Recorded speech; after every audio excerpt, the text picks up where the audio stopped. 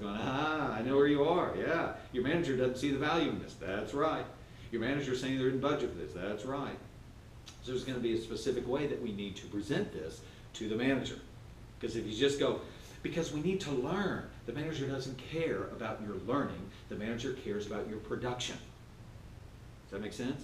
Now again, I'm making some big statements here, okay? Some big kind of defining statements, so I don't want to offend anybody with it, but that's just like it's like the extreme, if you don't mind me saying that, okay? And I think a lot of times we are misunderstood because people go to the extremes.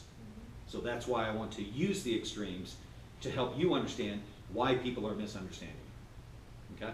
So, if you have a question to the developer, they want to sit down, they're going to do, they're going to get pictures on the wall and all this kind of fun stuff. They are really, really looking for how you think. They want to help you figure it out. Developers will focus on the people, more on the people than they will on the task. People are more important than the task.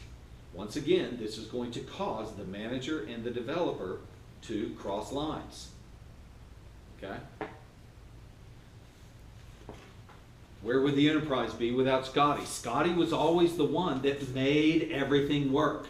He always took what he was always saying, I don't think she has the power type of thing. He would always take a situation that seemed hopeless, but he would find a way to use all the resources to make it all work together. This is a developer. Looking across the team going, okay, I see potential. I see potential. I see potential. Again, managers are not interested in potential. Managers want production.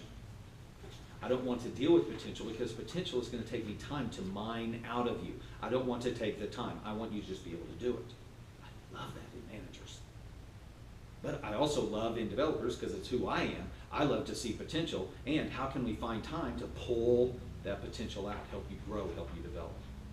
Okay? Very important. Ta-da. So, on the developer. Anybody find yourself there? Okay, go ahead. Rate yourself on a scale. Are you more a developer than you are a manager? If you are, then your number probably needs to be higher. Okay, on the developer side. I think that lowered my manager number now. Ah, okay. Yeah, Amanda, you're a really good developer. I hate all those words though. Okay, then don't, then be careful. No, I like team. I like team. And together. I like team together as long as we I can like manage those it. words. Yeah, Just as long as those we can two. kind of put processes. But I don't want to be a horrible person. Oh, see, and again, I'm going to the extreme because I want you to know that if we're not careful, that's how we'll judge ourselves, by the extreme, okay? And that's how other people will judge us, is by these extremes. And so I'm using extremes to help you understand this is why we're thinking a certain way. Okay, so that's the developer. And so we have notes for the next two. And then the very last page talks about, okay, Clay, I found where I'm strong, I found where I'm weak, now what? And we're going to get into that in our next time together because we ran out of time today. But again, the idea here is for us to understand what is our natural wiring, what is the natural way that we have been designed to do leadership. Because if we're not careful, what we will do, we've got the other two here. We have the caregivers. And number 4 is the leader. What we most often do is we will set up expectations according to our strength. But then on a daily basis, we will measure ourselves by our weakness. So someone will go, man, you're doing a great job of this, you're doing a great job of this, it's just awesome, just 10s across the board, just fantastic. And this one, I'm actually going to go to 11. You just took this one goes to 11. It's awesome. But there's one thing here that we need to work on this. You will walk out of that meeting, oh gosh, I stink, because of the one. Even though there's 30 things that you're doing awesome, you'll come out with the one thing, I do terrible. When it's possible that one thing that you're not doing really well at, it's possible that is actually a weakness of yours. Okay? And so now, because we live in America, what do you do with weaknesses? What do we need to do with weakness? It's not rhetorical. What? Strength. Strengthen it. All right? Strengthen weakness. Got to get rid of it. We got to get to the point where we're strong. I'll let you know right now, there is no human that is able to hit 10s on every one of these. Okay? But we will think we need to. And other people, because they don't understand, they will expect you to be 10s in all of these because they don't understand about how to play to someone's weakness. But it's exactly like taking somebody that is a nose guard, all right, on a football team and saying, okay, we're going to give you the football and we want you to run with it. It's like, okay, I can do that, but I'm going to do it my way. And so they're going to go there and just try to run over people.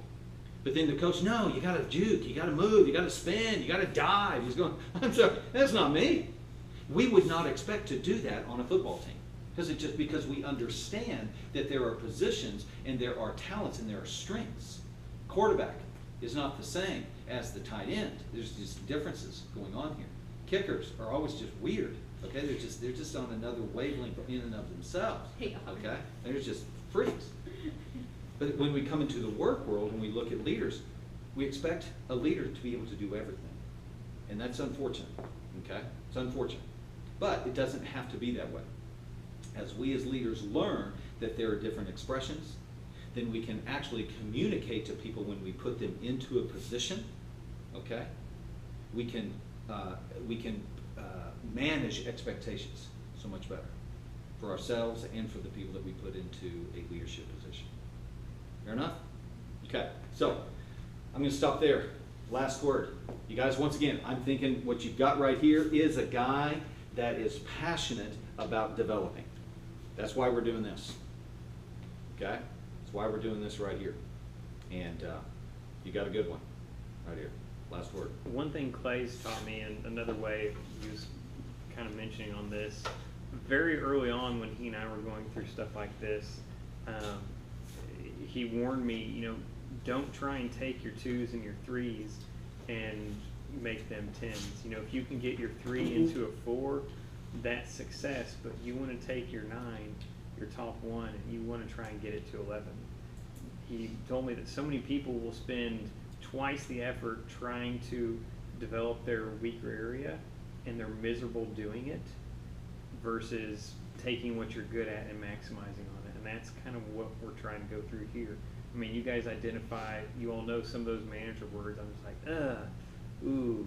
I mean, you guys were all just giggling. I could see the smiles on your face. But, you know, that's where I've had to kind of finally throw in the towel and be like, okay, this is not me. Old mindset would have been, okay, I'm going to work harder and try and do this structure or whatever.